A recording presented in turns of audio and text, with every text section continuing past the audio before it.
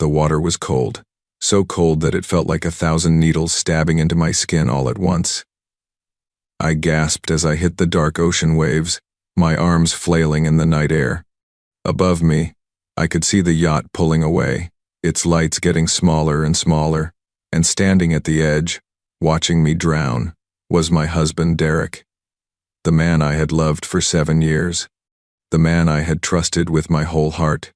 He was smiling, actually smiling as I struggled to keep my head above water. "Derek!" I screamed, salt water filling my mouth. "Help me, please." But he just stood there, his expensive suit blowing in the wind. Then he turned around and walked back inside the yacht like I was nothing. Like I was garbage he had thrown overboard. My legs were getting tired.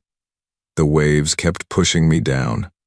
I thought about my daughter Lily, only 5 years old, sleeping peacefully at my mother's house. I thought about how she would wake up tomorrow and ask for her mommy, and mommy would be gone, dead, murdered by her own father. No, I couldn't give up, not like this, but the water was so heavy, and my dress was pulling me down like an anchor. I had worn that pretty blue dress because Derek said he had a surprise for me. Some surprise this turned out to be. As my head slipped under the water for what I thought would be the last time, one question burned in my mind. Why? Why would the man who promised to love me forever want me dead? I didn't know then that the answer had everything to do with $300 million. Money I didn't even know existed. Money that came from a father I had never met. A father who was one of the richest men in America. But I'm getting ahead of myself. Let me tell you how a simple girl from a small town in Georgia ended up fighting for her life in the middle of the Atlantic Ocean. Before we continue, where are you watching from today? Drop your location in the comments below. And if you want to know how this story ends, make sure you hit that like button, share this video with your friends, and subscribe to the channel. Trust me, you don't want to miss what happens next. My name is Nina Brooks, and I grew up in a tiny town called Maple Creek. It was the kind of place where everybody knew everybody, where old ladies sat on their porches all day, watching who came and went, where you couldn't buy bread without answering 20 questions about your family. I lived with my mama, Dorothy Brooks, in a small house at the end of Oak Street. The paint was peeling, the roof leaked when it rained, and the front porch creaked so loud you could hear visitors coming from a mile away. But it was home, and Mama made it feel like a palace with her love and her cooking and her beautiful singing voice. Mama worked 3 jobs to keep food on our table. She cleaned houses in the morning, worked at the diner in the afternoon, and took in sewing at night. Her hands were always rough and tired, but her smile never faded. She was the strongest woman I ever knew. I never asked about my father. Mama told me he was gone before I was born, and something in her eyes made me know not to push. She would get this faraway look, a mixture of sadness and something else I couldn't name back then. Now I know it was fear. Growing up poor teaches you things. It teaches you that kindness doesn't cost money. It teaches you that the richest people aren't always the ones with the biggest houses. Old Miss Patterson next door had holes in her shoes, but she shared her last piece of pie with anyone who looked hungry. Mr. Jenkins at the hardware store couldn't afford to fix his own truck, but he gave credit to families who couldn't pay right away. I learned that true wealth is measured by the love in your heart, not the money in your pocket. School was my escape. I loved learning, loved reading books about faraway places and exciting adventures. My teachers said I was smart, said I could be anything I wanted to be. But dreams cost money, and money was something we never had. I got a scholarship to college, though, first person in my family to ever go. Mama cried so hard the day I left that I almost stayed, but she pushed me toward the bus and told me to fly high and never look back. At college, I studied nursing. I wanted to help people, to ease their pain, to hold their hands when they were scared. It felt like my calling, like God had put that desire in my heart for a reason. That's where I met Derek Washington. He was everything I thought I wanted. Tall, handsome, with a smile that could light up a room. He was studying business, always talking about his big plans, his big dreams, his big future. He drove a nice car and wore nice clothes and took me to nice restaurants. Looking back now, I should have seen the signs. The way he looked at other people, like they were beneath him. The way he talked about money, like it was the only thing that mattered. The way he treated waiters and cleaning staff, with a coldness that made me uncomfortable. But I was young and in love and so very foolish. We got married 2 years after graduation. It was a small wedding because that's all we could afford. Derek complained about it for months afterward, said it was embarrassing, said his business partners expected better. I didn't know then that Derek's successful business was actually drowning in debt. I didn't know that he had borrowed money from dangerous people. I didn't know that behind those expensive suits and that confident smile was a desperate man looking for a way out. For a while, things were okay. Not perfect, but okay. Derek worked long hours. I worked at the hospital. We lived in a small apartment and saved what we could. Then Lily came along. The moment they placed her in my arms, I felt a love so powerful it scared me. This tiny person, with her little fingers and her little nose and her eyes that looked just like mine. She was perfect. And I swore right then that I would give her the world. Motherhood changed me, made me stronger, made me see things more clearly. And what I saw in my marriage started to worry me. Derek was gone more and more. Coming home late, smelling like perfume that wasn't mine. Getting phone calls he would take in another room. Snapping at me for asking simple questions. But every time I thought about leaving, I looked at Lily. She deserved a family, 2 parents, a real home. So I stayed, and I prayed, and I hoped things would get better. Then came my 29th birthday. It started out as an ordinary day. I woke up early, got Lily dressed, dropped her off at daycare, and headed to work at the hospital. My coworkers sang happy birthday and gave me a cake. Patients smiled and wished me well. It was nice, simple, peaceful. When I got home, Derek was waiting with flowers, red roses, my favorite. He was smiling that old smile, the one that had made me fall in love with him years ago. "Get dressed," he said, his eyes sparkling. "I'm taking you somewhere special." I was surprised. Derek hadn't planned anything special for me in years. Maybe things were finally changing. Maybe he was becoming the man I always knew he could be. I put on my best dress, that pretty blue one I mentioned before, did my hair nice, put on the pearl earrings Mama gave me for graduation. When I came downstairs, Derek actually stopped and stared. "You look beautiful," he said. We drove for hours. I didn't ask where we were going because I wanted to enjoy the mystery. Derek held my hand the whole way. We talked like we used to, laughing and remembering good times.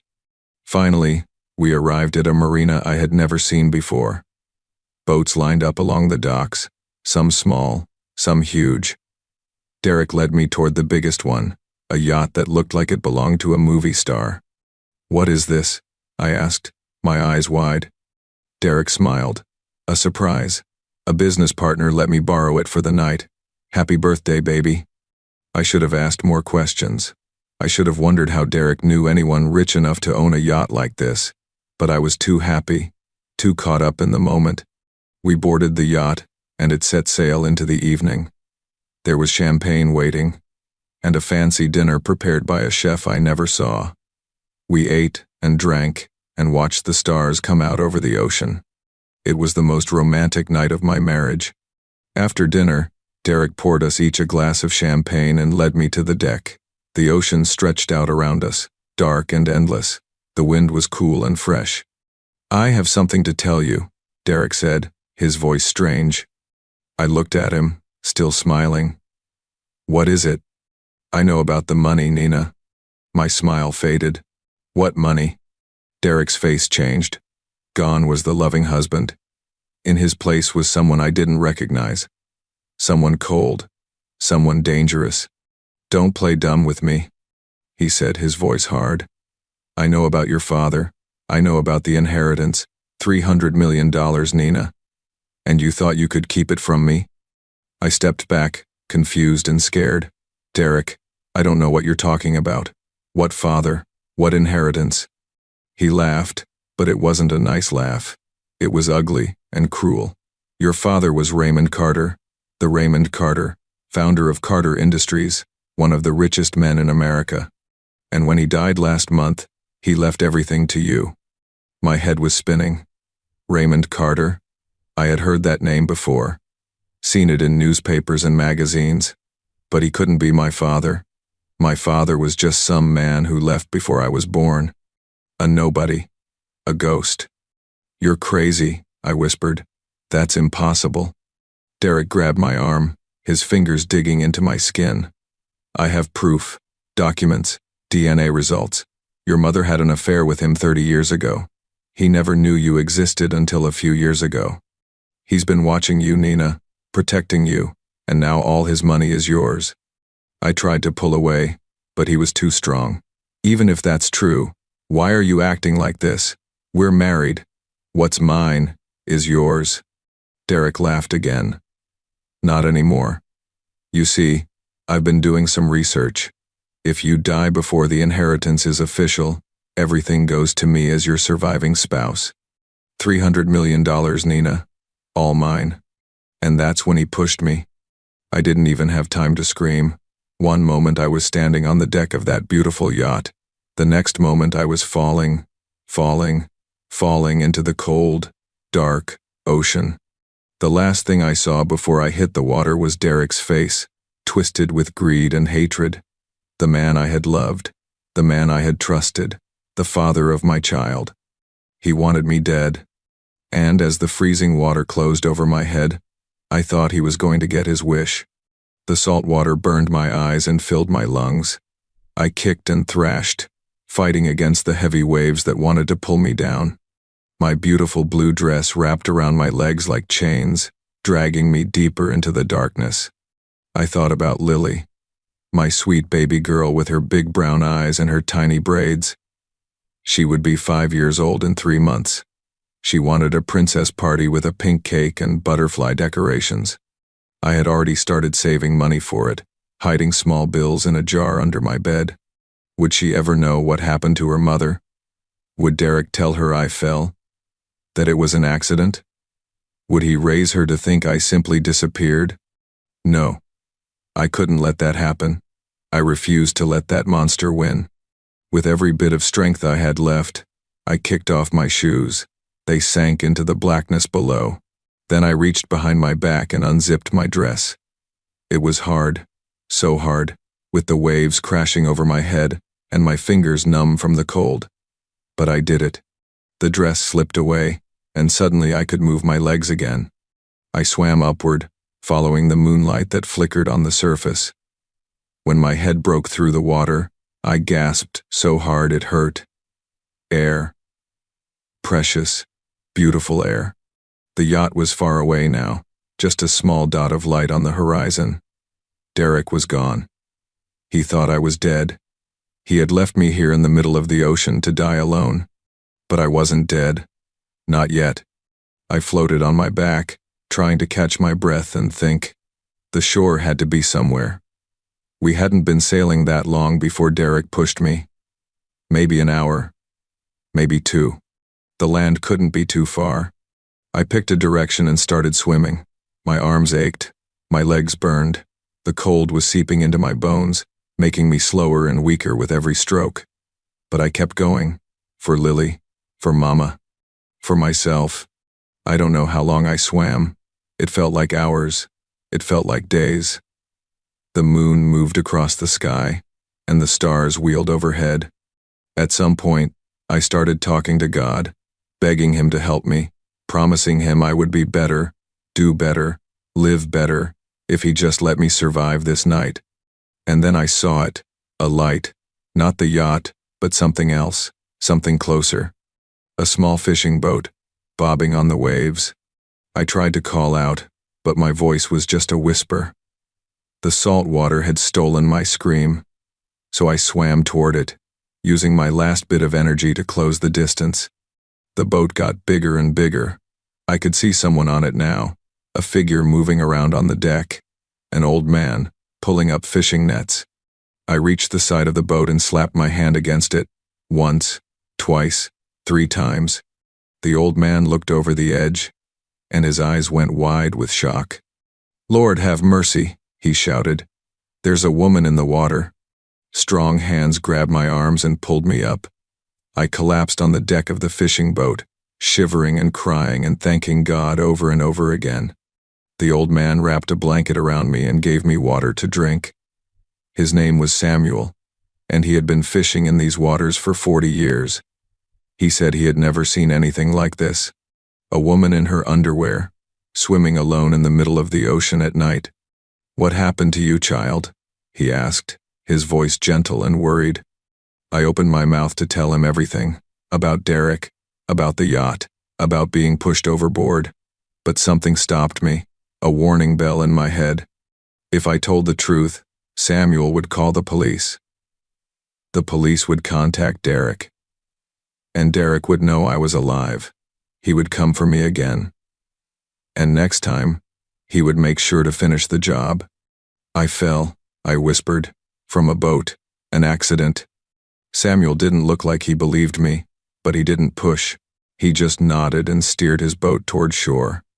It took another 2 hours to reach the dock, and by then the sun was starting to rise, painting the sky in shades of pink and orange. Samuel helped me off the boat and offered to drive me to the hospital, but I shook my head. I couldn't go to the hospital. They would ask for my name, my insurance, my emergency contact. They would call Derek. "Is there somewhere else you can go?" Samuel asked. I thought for a moment. We had sailed south from the marina. That meant I was somewhere along the Georgia coast, maybe even close to Savannah. And Savannah was only 3 hours from Maple Creek, 3 hours from Mama.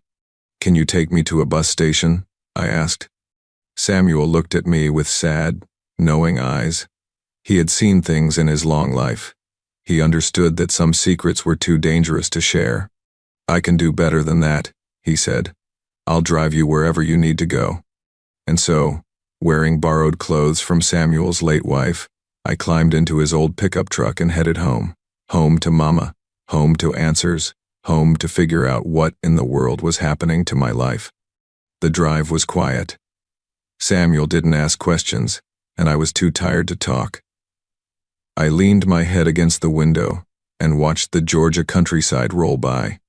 Pine trees and red dirt and little churches on every corner. It looked so peaceful, so normal. Like the world hadn't just turned upside down. I kept thinking about what Derek had said on the yacht. About Raymond Carter. About the inheritance. About $300 million. It couldn't be true. It just couldn't. Mama would have told me if my father was some rich businessman. She would have said something in all these years, wouldn't she? But even as I doubted, little pieces started falling into place. The way Mama always got nervous when people asked about my father. The way she changed the subject whenever I found old photos of her from before I was born. The way she sometimes looked at me with tears in her eyes and whispered that I was special, that I was destined for great things. What did Mama know? And why had she kept it from me? We arrived in Maple Creek just before noon. The town looked exactly the same as when I had left it years ago. Same old buildings, same old faces, same old gossip. Nothing ever changed in Maple Creek. Samuel pulled up in front of Mama's house on Oak Street. The paint was still peeling. The roof still needed fixing. But the flowers in the front yard were blooming bright and beautiful, just like always. "Thank you," I said to Samuel, my voice thick with emotion. "You saved my life." The old man smiled and patted my hand. "God put me on that water for a reason tonight.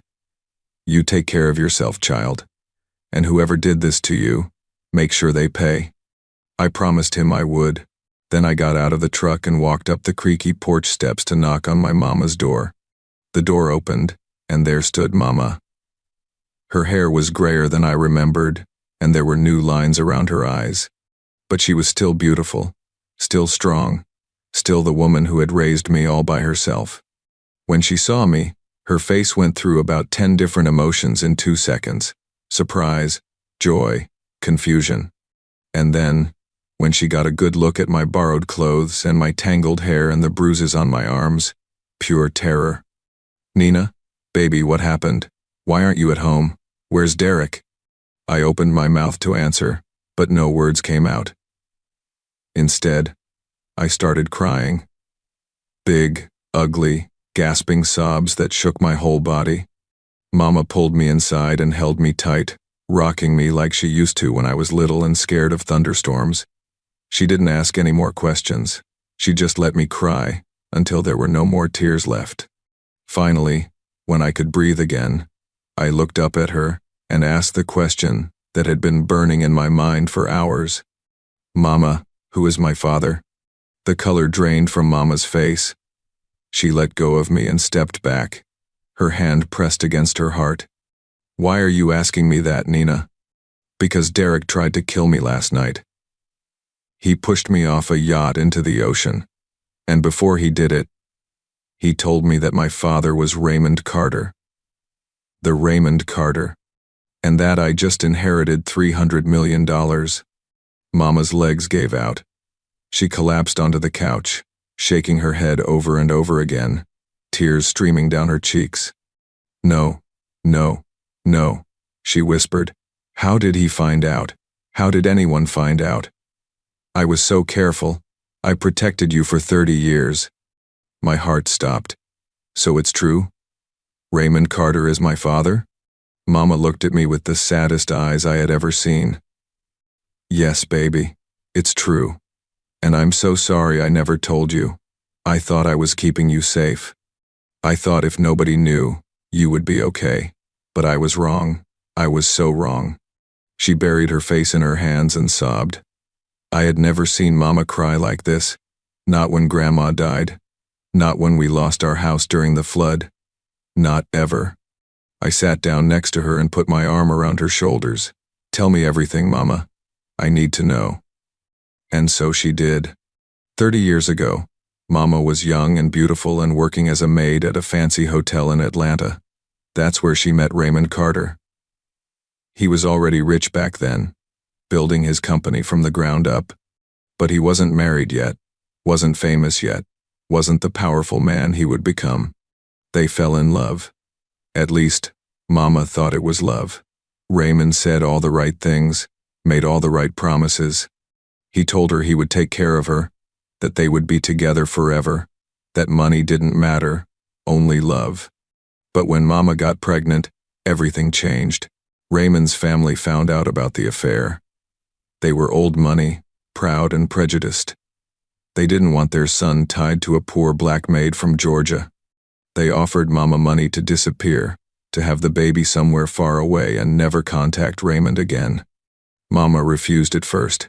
She wanted to fight for her love, for her child's father. But then the threat started. Raymond's family was powerful. They had connections everywhere. They told Mama that if she didn't leave quietly, they would destroy her, ruin her family, make sure she never worked again. So Mama ran. She came back to Maple Creek and had me in secret. She told everyone my father was a man she met in Atlanta who left before I was born, and she never spoke to Raymond Carter again. "But I always wondered if he knew," Mama said, wiping her tears. "If somewhere deep down, he remembered me, remembered us." I sat in silence, trying to process everything. My whole life had been built on a lie. My father wasn't some deadbeat who ran away. He was a billionaire who never even knew I existed. "But Derek said Raymond left me money," I said. "That means Raymond found out about me." "How?" Mama shook her head. "I don't know, baby. I swear I don't know. I never told anyone, never reached out to him, never asked for anything." There were so many questions spinning in my head, but one was more important than all the others. "Mama, where is Lily? Is she okay?" Mama's face changed. A flicker of something I couldn't read passed through her eyes. "She's fine, baby. She's at your Aunt Bernice's house, playing with her cousins. But Nina, there's something else you need to know. Before Mama could finish, there was a knock at the door. 3 hard, loud knocks that made us both jump. Mama went pale. "Are you expecting anyone?" I whispered. She shook her head slowly, her eyes wide with fear. The knocks came again, even louder this time. "Mrs. Brooks," a man's voice called from outside. "This is Detective Marcus Williams, with the Atlanta Police Department. I need to speak with you about your daughter Nina. We have reason to believe she may have drowned last night." My blood turned to ice. The police were here. Derek had reported me missing, or worse, reported me dead. Mama looked at me with terror in her eyes. "Hide," she mouthed silently. "Now." But before I could move, the front door burst open. 2 police officers stood in the doorway, their badges gleaming in the afternoon sunlight. The first one was tall and broad, with a stern face and cold eyes. The second was younger, maybe my age, looking nervous and uncomfortable. Mama jumped up from the couch and put herself between me and the officers. Even now, even when everything was falling apart, she was still trying to protect me.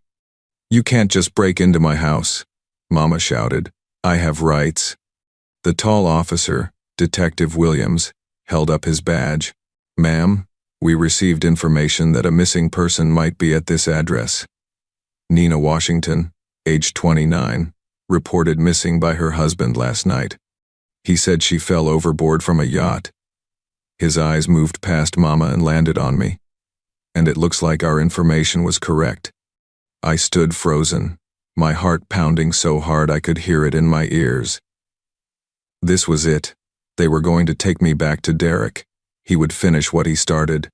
But then the younger officer spoke up. "Ma'am, are you Nina Washington?" I nodded slowly, unable to find my voice. "Your husband has been very worried about you," Detective Williams said. But something in his tone didn't sound right. It was too flat, too rehearsed. "He's been calling the station every hour, asking if we found your body." My body. Not me. My body. Like Derek already knew I was supposed to be dead. "I'm fine," I managed to whisper. "As you can see." Detective Williams stepped into the house without being invited. Mama protested, but he ignored her. He walked slowly around the small living room, looking at the old furniture, the family photos on the walls, the worn carpet beneath his feet. "This is quite a story," he said, his back to us. "Woman falls off a yacht in the middle of the night, somehow survives. Shows up at her mother's house the next morning, 3 hours away from where she supposedly drowned." He turned around and fixed me with a hard stare. "You want to tell me what really happened, Mrs. Washington?" I opened my mouth, but no words came out. What could I say? If I told the truth, Derek would find out I was alive. He would come for me. He would come for Lily. But Mama had no such hesitation. "I'll tell you what happened," she said, her voice strong and fierce. "That evil man tried to murder my daughter, pushed her right off that boat into the ocean, left her to drown like she was nothing." Detective Williams raised an eyebrow. "That's a serious accusation, ma'am." "It's the truth," I said, finally finding my courage.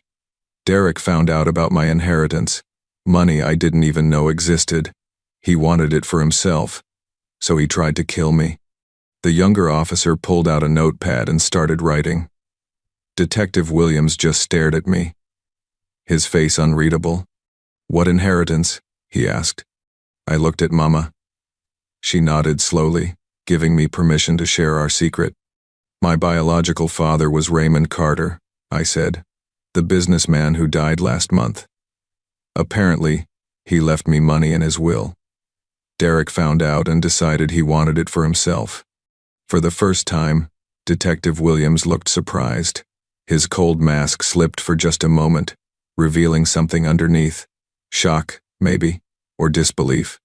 "Raymond Carter," he repeated. "The Raymond Carter, founder of Carter Industries?" "Yes." The detective was quiet for a long moment. Then he pulled out his phone and stepped outside to make a call. The younger officer stayed behind, looking at me with what seemed like sympathy. "I believe you." he said quietly, so only I could hear. Something about your husband didn't sit right with me when he filed the report. He seemed too calm, too prepared, like he was reading from a script. I felt tears prick my eyes. Thank you, I whispered. Detective Williams came back inside, his face completely changed. Gone was the cold suspicion.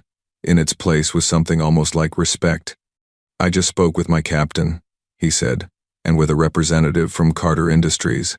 They confirmed that you are indeed named as the primary beneficiary in Raymond Carter's will. $300 million, to be exact. The number hit me like a punch to the stomach. I had heard Derek say it on the yacht, but hearing it confirmed by someone official made it suddenly real. $300 million. More money than I could ever imagine. More money than everyone in Maple Creek had combined. There's more, Detective Williams continued. According to the lawyers, your husband has been making inquiries about the inheritance for weeks. He's been in contact with several of Mr. Carter's former business associates, asking questions about the will, about the money, about how it would be distributed. Weeks. Derek had known about this for weeks. All those late nights at the office, all those secret phone calls, all those mysterious business trips. He hadn't been having an affair. He had been planning my murder. We're going to need you to come down to the station, Detective Williams said. Make an official statement. We'll put out a warrant for your husband's arrest. No, I said quickly. Not yet. Everyone looked at me in surprise. If Derek finds out I'm alive, he'll run. He'll take Lily and disappear. I'll never see my daughter again. Detective Williams frowned. Ma'am, we can't just let a potential murderer walk free. I'm not asking you to let him walk free. I'm asking you to be smart about this. Derek thinks I'm dead. He thinks he got away with it. Let's use that against him. Any. The detective studied me for a long moment. I could see him thinking, weighing his options, considering the risks. What did you have in mind? He asked finally. I didn't have a plan yet, not a real one. But I knew one thing for certain. Derek had taken everything from me. My trust, my love, my sense of safety. He had tried to take my life. Now it was my turn to take something from him. Give me 3 days, I said. 3 days to figure out how to get my daughter back safely. Then you can arrest him. Detective Williams looked at the younger officer, who shrugged. Then he looked at Mama, who nodded firmly. 2 days, he said, and I'm assigning Officer Johnson here to keep an eye on you, for your protection. I agreed, knowing it was the best deal I was going to get. After the officers left, promising to keep my survival a secret, Mama and I sat down at the kitchen table. It felt strange, being back in this kitchen where I had eaten breakfast every morning as a child. The same yellow curtains hung in the window. The same rooster clock ticked on the wall. But everything was different now. What are you going to do, baby? Mama asked, her voice tired and worried. I don't know yet, I admitted. But I need to see Lily. I need to know she's safe. Mama reached across the table and took my hand. She's fine, I promise. Bernice is taking good care of her. But Nina, you need to be careful. Derek is dangerous. If he finds out you're alive before you're ready. I know, Mama. I know. We sat in silence for a while, both lost in our own thoughts. Outside, the sun was starting to set, painting the sky in shades of orange and purple. It was beautiful. The kind of sunset that makes you believe in heaven. Tell me more about Raymond Carter, I said eventually. Tell me about my father. Mama sighed deeply. What do you want to know? Everything. What was he like? How did you meet? Why did you fall in love with him? A small smile crossed Mama's face. The first smile I had seen from her all day. He was charming. Lord, that man could charm the birds out of the trees. When he looked at you, you felt like you were the only person in the world. She told me about their first meeting, how Raymond had come to the hotel for a business conference and noticed her arranging flowers in the lobby. He said she had an artist's eye. She said he had a smooth tongue. They both laughed. Their relationship was a secret from the start. Raymond was from a world of country clubs and private jets. Mama was from a world of double shifts and second-hand clothes.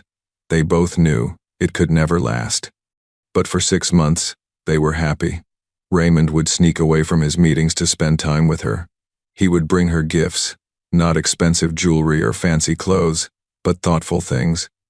A book she had mentioned wanting to read, flowers from a garden they had walked through together, a recording of her favorite song. He wasn't always the man you read about in the papers, Mama said. He wasn't always hard and cold. When we were together, he was gentle, kind. He made me believe that love could conquer anything. So what happened? I asked. Why didn't you fight for him? Mama's face darkened. His family happened. When they found out about me, about the baby growing inside me, they sent people to threaten me. Not just lawyers with their fancy words, real threats. They said if I didn't disappear, they would make sure I could never work again. They would destroy everyone I loved. She paused, her eyes filling with tears. And then, they said something that really scared me. They said if I had the baby and tried to claim any of Raymond's money, they would take the child from me. Say I was an unfit mother. Use their power and their connections to make sure I never saw my baby again. I felt a chill run down my spine. So you ran. I ran. I came back here, where nobody knew my story. I had you in secret, told everyone your father was a stranger who left, and I raised you the best I could, all by myself. Did Raymond ever try to find you? Mama shook her head. Not that I know of. For years, I thought he had forgotten about me. Just moved on with his life, married someone from his own class, had children who would inherit his empire. But Derek said Raymond left me the money. That means he knew about me. He must have found out somehow. Mama looked down at the table. Maybe he hired investigators, or maybe someone from back then told him. I don't know, baby. I really don't. There was a knock at the door, softer this time. Mama and I both tensed. But it was just Officer Johnson, the young policeman who had been assigned to watch over me. Everything okay in here? He asked through the screen door. Fine, I called back. Just talking. He nodded and returned to his post on the porch. It was strange, having a police officer guarding my mother's house. Strange and scary and somehow comforting all at once. You should get some rest, Mama said. You've been through so much. Your body needs time to heal. She was right. I was exhausted. My muscles aching from hours of swimming, my mind spinning from everything I had learned. But I couldn't sleep. Not yet. I need to call Aunt Bernice, I said. I need to hear Lily's voice. Mama hesitated. Are you sure that's wise? What if Derek is monitoring the phone? I hadn't thought of that. Derek was smart, smarter than I had given him credit for.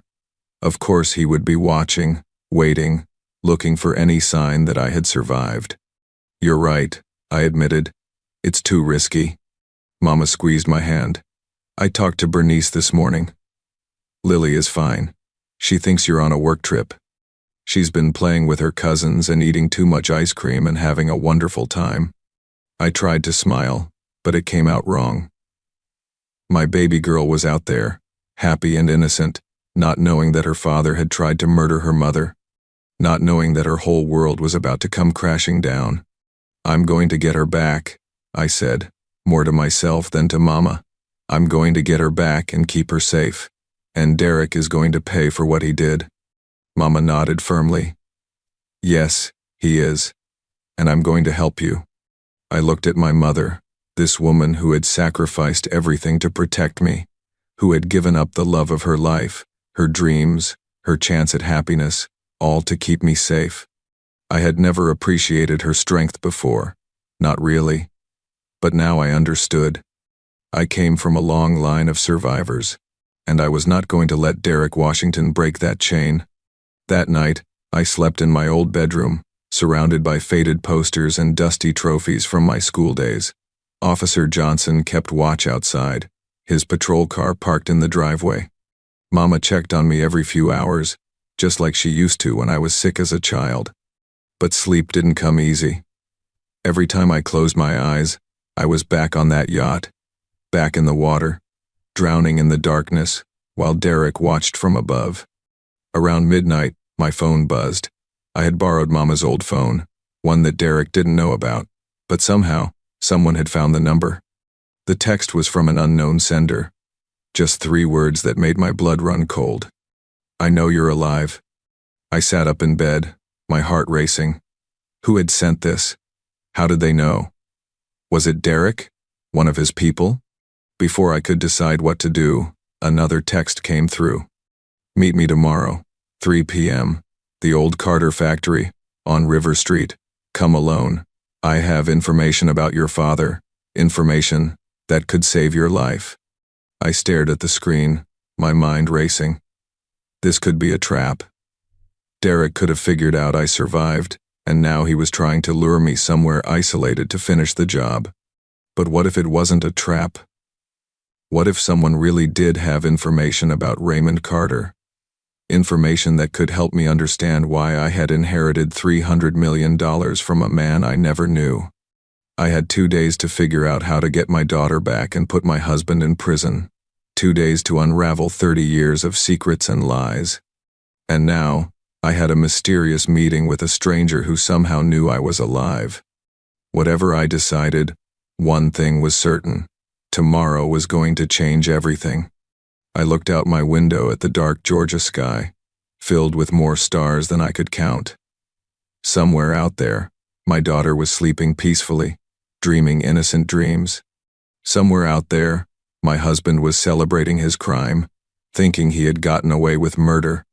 And somewhere out there, someone was watching, waiting, knowing things about my family that I was only beginning to understand. I clutched the phone to my chest and made a decision. I was going to that meeting. I was going to find out the truth. And God help anyone who tried to stop me. The next morning, I woke up before the sun. My body was sore all over, bruises blooming purple and blue across my arms and legs from fighting against the ocean waves. But I didn't have time to feel sorry for myself. I had too much to do. Mama was already in the kitchen when I came downstairs, cooking breakfast like she always did. The smell of bacon and eggs filled the little house, bringing back memories of simpler times. Times when my biggest worry was what to wear to school or whether a boy liked me back. Those days felt like a million years ago now. You're up early, Mama said, not turning around from the stove. Couldn't sleep. She nodded, understanding without me having to explain. Sit down. Eat something. You're going to need your strength. I sat at the old wooden table and watched her cook. There was so much I wanted to ask her, so many questions still spinning in my head, but one question was more urgent than all the others. Mama, did Raymond Carter ever try to contact you, even once, after you left Atlanta? Mama's hand stopped moving for just a second, then she went back to flipping the bacon. Why do you ask? Because someone texted me last night. They said they have information about my father, information that could save my life. They want me to meet them today at the old Carter factory on River Street. Mama spun around, her eyes wide with fear. Absolutely not. It's a trap, Nina. It has to be. Maybe, but maybe not. Mama, I need to understand what's happening. Why did Raymond leave me all this money?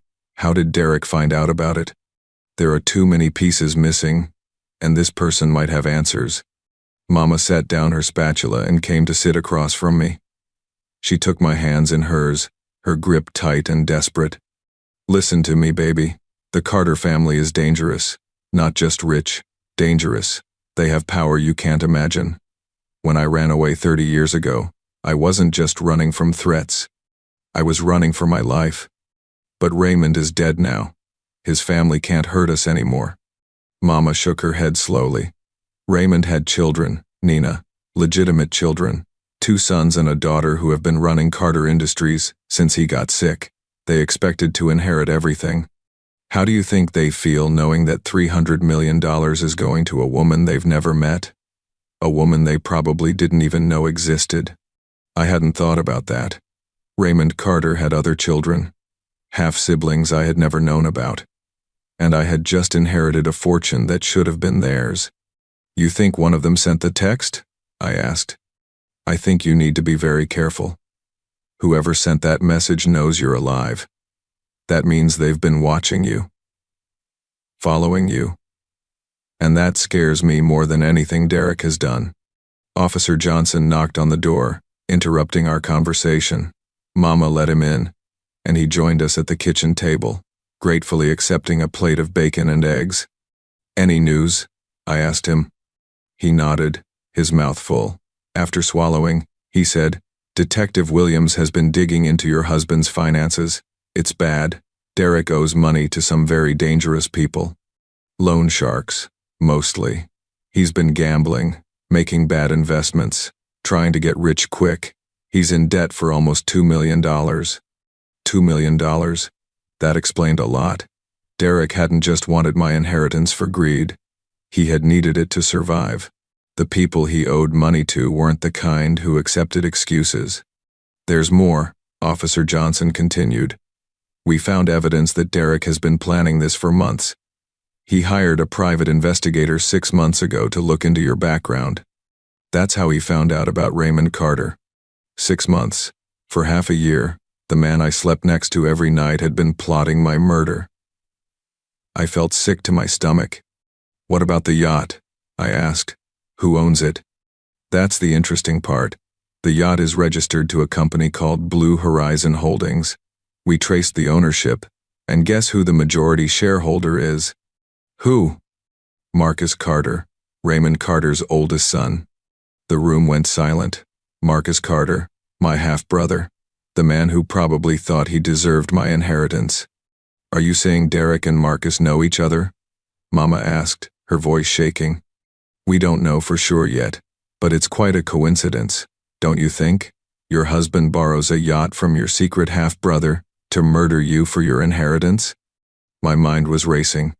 This was bigger than I had thought. Much bigger. Derek hadn't acted alone. He had help from someone inside the Carter family. I made a decision right then. I was definitely going to that meeting at the old factory, but I wasn't going to be stupid about it. Officer Johnson, I need your help with something, but you have to promise to keep it between us. He raised an eyebrow. What kind of help? I told him about the mysterious text message, about the meeting scheduled for 3 o'clock at the old Carter factory. He listened carefully, his face growing more serious with every word. This is dangerous, he said when I finished. You should let Detective Williams handle it. No, if the police show up, whoever sent that message will disappear. I need to go alone. I can't let you do that. My job is to protect you. Then protect me from a distance. Follow me to the factory. Stay hidden. If anything goes wrong, you can step in. But let me talk to this person first. Let me find out what they know. Officer Johnson looked at Mama, who looked at me, who looked back at Officer Johnson. It was a ridiculous plan. Dangerous and stupid and probably going to get me killed. But it was the only plan I had. Fine, Officer Johnson said finally. But I'm calling for backup. If anything, and I mean anything, looks wrong, I'm coming in. I agreed, grateful for his help. The morning passed slowly. I took a shower, washing away the salt and sweat and fear from the past 2 days. Mama gave me some of her clothes to wear, simple things that didn't draw attention. I borrowed a pair of old sneakers that pinched my toes but would let me run if I needed to. At 2 o'clock, I said goodbye to Mama. She held me tight, tears streaming down her face. Come back to me, she whispered. Promise me you'll come back. I promise. Mama. I got into Officer Johnson's unmarked car, and we drove toward River Street. The old Carter factory was on the outskirts of town, a massive brick building that had been abandoned for decades. Raymond Carter had built it when he was first starting his company, back before he moved operations to Atlanta. Now, it stood empty, a monument to a past that most people had forgotten. Officer Johnson dropped me off a block away from the factory. "I'll be watching from the building across the street," he said. "If you need help, just scream. I'll be there in seconds." I nodded, my heart pounding so hard I could barely breathe. Then I started walking toward the factory, my sneakers crunching on broken glass and old newspapers. The factory loomed ahead of me, its windows dark and empty like the eyes of a skull. Graffiti covered the walls, and weeds grew through cracks in the concrete. It looked like a place where bad things happened. I found a side door that was slightly open and slipped inside. The interior was even worse than the outside. Rusty machines stood silent and forgotten. Pigeons nested in the rafters, their cooing echoing through the empty space. The air smelled like mold and decay. "Hello?" I called out, my voice bouncing off the walls. "I'm here. I got your message." Silence, nothing but the flutter of pigeon wings and the distant drip of water. Then, from the shadows, a figure emerged. It was a woman, tall and elegant, with smooth dark skin and silver hair pulled back in a neat bun. She wore an expensive black suit that looked completely out of place in this dirty, abandoned building. Her eyes were sharp and intelligent, studying me like I was a puzzle she was trying to solve. "Nina Brooks," she said. Her voice was deep and smooth like honey mixed with whiskey. "You look just like your father." I stood my ground, even though every instinct told me to run. "Who are you?" The woman smiled, but it wasn't a warm smile. It was the smile of someone who had seen too much of the world to be surprised by anything. "My name is Constance Carter. I was Raymond's wife for 42 years. She paused, letting the words sink in. "Which makes me your stepmother, I suppose." My stepmother, Raymond, Carter's widow. The woman who had probably known about me for years and said nothing. "Why did you want to meet me?" I asked, trying to keep my voice steady. Constance walked closer, her heels clicking on the concrete floor. "Because my children are trying to steal what rightfully belongs to you. And because your husband is a fool who has been manipulated by people far smarter than him. You know about Derek?" "I know everything, child. I know he pushed you off that yacht. I know he's been working with my son Marcus.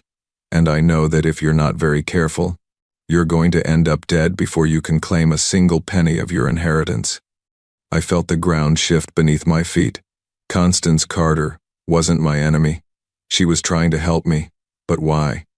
"I don't understand," I said. "Why would you want me to get the money? Shouldn't it go to your children?" Constance's face hardened. "My children are vultures. They've been circling their father's fortune for years, waiting for him to die so they could tear it apart. Marcus is the worst. He's cruel and greedy, and has no respect for anything Raymond built." She reached into her purse and pulled out a thick envelope. "Raymond knew what his children were. That's why he changed his will 6 months ago. He found out about you, hired investigators to track you down, and decided that you were the only one worthy of his legacy. But he never contacted me, never tried to meet me. He was dying, Nina. Cancer. By the time he found you, he only had weeks to live.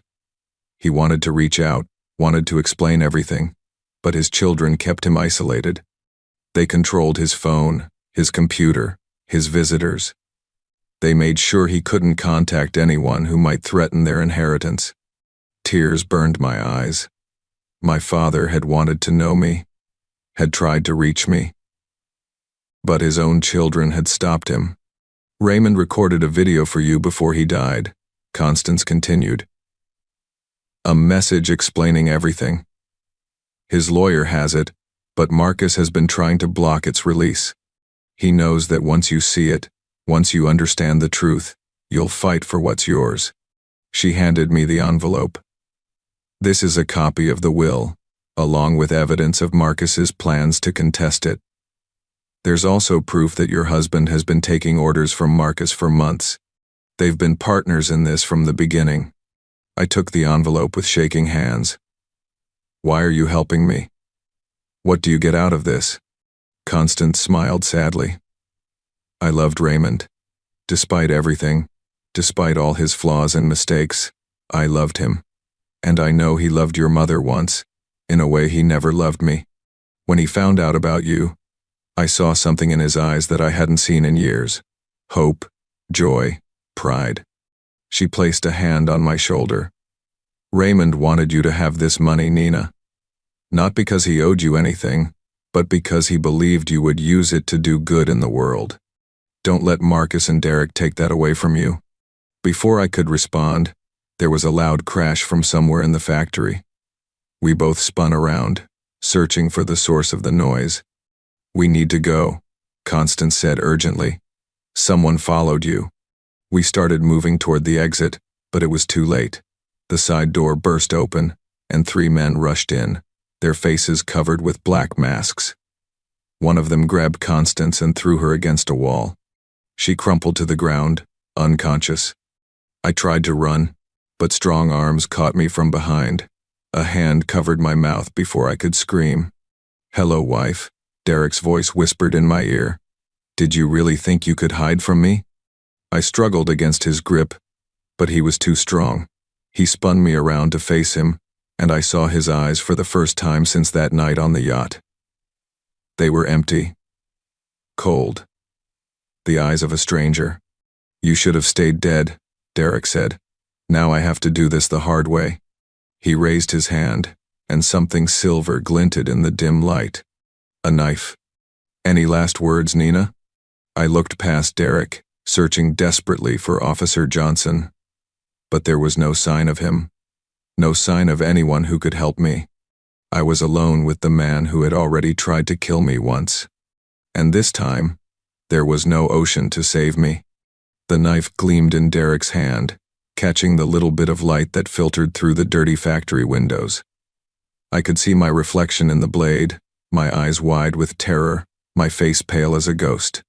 But something else was rising inside me, something stronger than fear. It was anger, pure, hot anger at this man who had betrayed me, who had tried to murder me, who had stolen 7 years of my life with his lies and his secrets. I was not going to die here, not like this, not without a fight. "Derek," I said, keeping my voice calm even though my heart was racing. "Think about what you're doing. Think about Lily." His face flinched at our daughter's name. Just a small twitch, but I saw it. "Don't you dare say her name," he growled. "You don't get to talk about her. She's my daughter too, our daughter.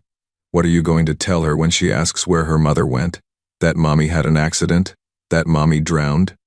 She's going to find out the truth someday, Derek. Children always do." Derek's grip on the knife tightened, but I could see doubt creeping into his eyes. He hadn't thought this through. He was a desperate man making desperate choices, not a cold-blooded killer with a master plan. "Shut up," he said. "Just shut up. You're not a murderer, Derek. You're a man who made mistakes, bad mistakes, but you don't have to make them worse. Put down the knife and walk away. I won't press charges. We can figure something out." I was lying, of course. I had every intention of putting this man behind bars for the rest of his life. But he didn't need to know that, right now. Right now, I just needed to stay alive. "You think I'm stupid?" Derek laughed bitterly. "The second I let you go, you'll run straight to the police. They'll lock me up and throw away the key. And those men I owe money to? They'll find me in prison. They'll kill me, Nina. Slowly and painfully. Then let me help you. I have $300 million now. I can pay off your debts. We can make this all go away." For a moment, I thought it was working. Derek's hand lowered slightly, the knife pointing toward the ground instead of my chest. Hope flickered in my heart. But then another voice echoed through the factory, a voice I didn't recognize. "Don't listen to her, Derek. She's playing you, just like I said she would." A man stepped out of the shadows. He was tall and handsome, with expensive clothes and a cruel smile. He looked like Raymond Carter might have looked 30 years ago, with the same sharp cheekbones and intelligent eyes. "Marcus Carter, my half-brother. You're even more pathetic than I thought." Marcus said to Derek, shaking his head in disgust. I gave you one simple job. Push the woman off the boat and make sure she drowns. How hard is that? She swam, Derek stammered. I didn't know she could swim that well. Excuses. That's all you have. Excuses and failures. Marcus turned to look at me, studying my face with cold curiosity. So you're the long-lost daughter? The stain on my father's perfect reputation. I have to admit, I expected someone more impressive. And I expected someone with basic human decency, I shot back. Guess we're both disappointed. Marcus laughed, a sound that held no warmth whatsoever. You have spirit, I'll give you that. It's too bad you won't live long enough to enjoy your inheritance. He nodded to Derek. Finish it. Now. Derek raised the knife again, but his hand was shaking. Sweat dripped down his forehead. He was falling apart, torn between his fear of Marcus and whatever small piece of his soul was still human. I can't, Derek whispered. I can't do it. Marcus's face twisted with anger. Useless, completely useless. He reached into his jacket and pulled out a gun. Fine, I'll do it myself. Everything happened at once. The factory door exploded inward. Officer Johnson burst through, his weapon drawn, shouting for everyone to freeze. More police officers poured in behind him, their flashlights cutting through the darkness like swords. Marcus spun around and fired his gun blindly. The shot went wide, hitting one of the old machines with a loud clang. Officer Johnson returned fire, hitting Marcus in the shoulder.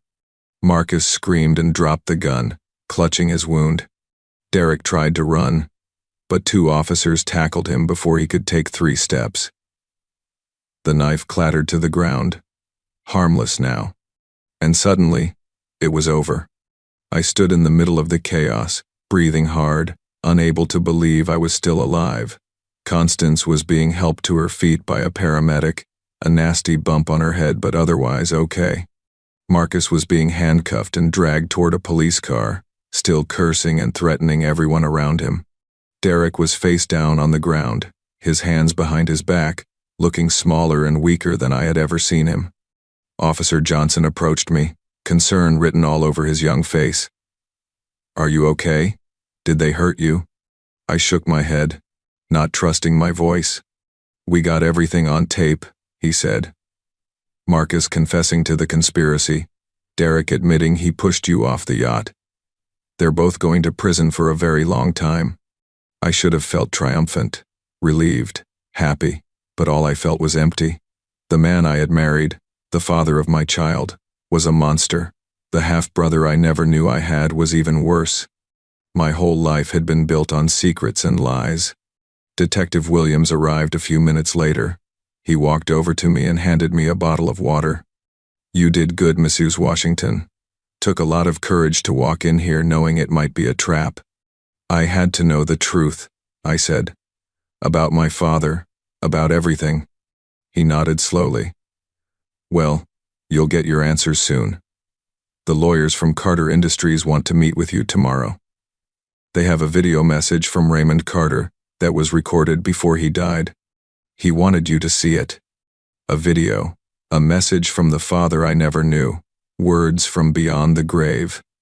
I wasn't sure I was ready for that, but I knew I had to face it.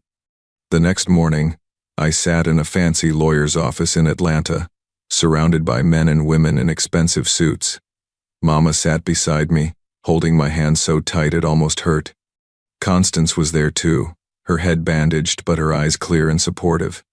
The lawyer, a kind-faced older man named Mr. Patterson, set up a laptop on the conference table. Raymond recorded this 3 weeks before he passed. Mr. Patterson explained. He was very specific that it should only be shown to you, Miss Brooks, and only after his death. Are you ready? I nodded, my throat too tight for words. Mr. Patterson pressed play, and there, on the screen, was my father. Raymond Carter looked nothing like the powerful businessman I had seen in magazines and newspapers. He was thin and frail, his skin pale, his hair almost gone, but his eyes were bright and alive, filled with emotion. "Hello, Nina," he said, his voice weak but steady. "If you're watching this, it means I'm gone, and it means you finally know the truth about who you are." Tears spilled down my cheeks. Mama squeezed my hand even tighter. "I want to start by apologizing, not to you, but to your mother. Dorothy Brooks is the finest woman I've ever known. 30 years ago, my family drove her away because they didn't think she was good enough. They were wrong. She was too good for us. Too pure, too honest, too real." On the screen, Raymond wiped his eyes with a trembling hand. "I didn't know about you for most of your life. My family kept it hidden from me. When I finally found out, I was already dying. I wanted to meet you, to hold you, to tell you how proud I am of the woman you've become, but my children made sure that couldn't happen." His voice hardened. "Marcus, Victoria, and James have been waiting for me to die so they could fight over my money like vultures. They care nothing about my legacy, about the company I built, about helping others. They only care about themselves." Raymond leaned closer to the camera, his eyes burning with intensity. "That's why I'm leaving the majority of my fortune to you, Nina. Not because I owe you anything, not because I'm trying to buy forgiveness, but because I've watched you from afar, and I've seen the kind of person you are. You're kind. You're generous. You help others without expecting anything in return. You have your mother's heart." I was crying openly now, tears streaming down my face like rivers. $300 million is a lot of money. Use it wisely. Help those who need it. Build something that matters. And please, please, take care of your mother. She sacrificed everything to protect you. She deserves to spend the rest of her life in comfort and peace." Raymond's voice cracked. "I love you, Nina. I know I have no right to say that. I wasn't there for your first steps, your first words, your graduation, your wedding. I missed everything. But watching you from afar, seeing the beautiful person you've become, filled me with more pride than anything else in my life." He paused, collecting himself. "One more thing. Don't waste your time hating my other children. They're broken people, damaged by wealth and privilege, and a father who wasn't there for them either. I failed them just like I failed you, just in different ways. Hate accomplishes nothing. Forgiveness sets you free." The video ended. The room was silent, except for the sound of crying. Mama pulled me into her arms, rocking me like she used to when I was small. "It's okay, baby," she whispered. "It's okay." But it wasn't okay. Nothing was okay. My whole life had been turned upside down in the span of a few days. I had learned that my father was a billionaire, that my husband was a murderer, that I had siblings who wanted me dead. And yet, somehow, I was still standing. 1 week later, I stood in front of my childhood home in Maple Creek, but it didn't look the same anymore. Construction workers swarmed all over the property, fixing the roof, painting the walls, building an addition in the back. Mama deserved a nice house. She had spent her whole life sacrificing for me. Now it was my turn to take care of her. Lily ran across the front yard, chasing butterflies in the sunshine. She didn't know the full truth about what happened. She just knew that Daddy had done something bad and had to go away. In time, I would explain more. But for now, I wanted her to just be a child, to play and laugh and dream. Officer Johnson, whose first name I had learned was David, stood beside me, watching the construction progress. "What are you going to do now?" he asked. "With all that money?" I smiled, thinking about all the possibilities. My father built factories. I'm going to build something different. Schools in poor neighborhoods, shelters for women escaping bad situations, programs to help kids who grew up like I did, with nothing but dreams and determination. David nodded approvingly. "Your father would be proud." "I hope so. I really hope so." Constance Carter had become an unexpected ally in my life. She was helping me navigate the business world, teaching me how to manage money and investments and all the complicated things that came with being suddenly wealthy. She said she owed it to Raymond, but I think she genuinely cared about me. As for Marcus, Derek, and the 2 other men who had attacked us at the factory, they were all in prison, awaiting trial. The evidence against them was overwhelming. They would spend many years behind bars, thinking about what they had done. I didn't hate them anymore. My father was right about that. Hate was a poison that only hurt the person carrying it. I had let go of my anger, not for their sake, but for mine, and for Lily's. Mama came out onto the newly built porch, carrying a tray of lemonade. She set it down on a table and put her arm around my shoulders. "You okay, baby?" I leaned into her embrace, feeling safe and loved and grateful. "Yeah, Mama, I'm okay." We stood there together, watching Lily play, watching the workers build our new home, watching the sun shine down on a future I never could have imagined. I had inherited $300 million from a father I never knew. My husband had tried to kill me for it. My half-brother had conspired against me. I had nearly drowned in the cold, dark ocean, but I had survived.